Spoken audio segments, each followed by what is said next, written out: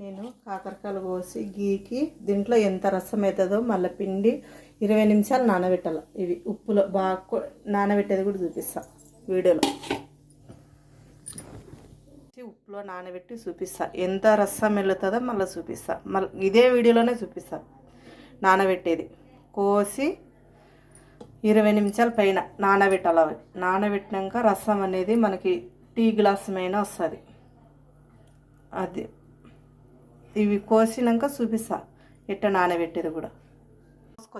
అన్నీ కోసుకొని వచ్చినా కదా, ఇప్పుడు ఉప్పు వేసేది అన్నీ చూపిస్తా. దాంట్లో ఎట్లా మనం పెట్టడం. కోసుకొచ్చినా కదా నానబెట్టేది చూపిస్తా.